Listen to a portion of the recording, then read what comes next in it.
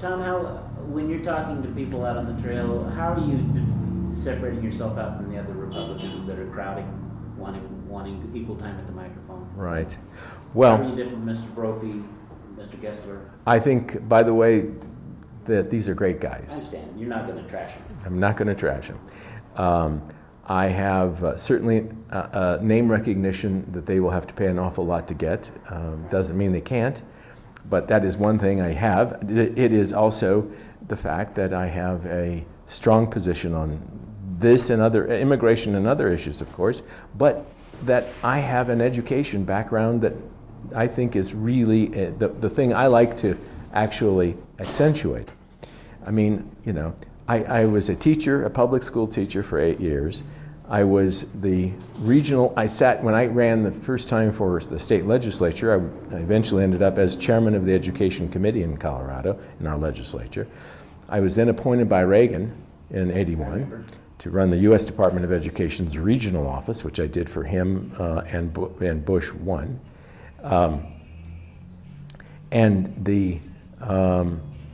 1992, I put vouchers on the ballot here in Colorado. I mean, it went down pretty dramatically, but it was, I think, the beginning of a great trend that led toward the creation of charter schools. I have a... So where do you want to go with your education background? Here's what I want to do. Here's what I want to do.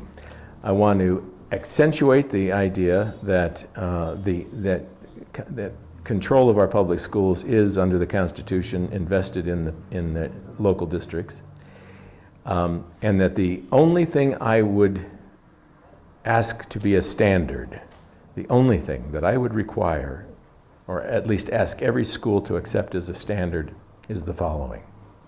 Every child graduating from a school in this state would have to be able to articulate an appreciation for Western civilization, American exceptionalism, and the Constitution of the United States. No math? No math. I don't care. The only standard. That's what you should stress. No math. Kids would love you. That's true. You take the young and not only that, but parents who don't know how to do the math that their kids are bringing home because it's this weird. Western Civ, American exceptionalism, and the Constitution. That's right. Okay. That's what I said. That is and I actually ran that as a resolution in Congress, not as a mandate, but as a we think it would be nice type of thing, and you cannot imagine the debate that ensued. It was astounding to me. And I didn't even I only had on that one as the Western civilization. But oh my gosh, it was amazing.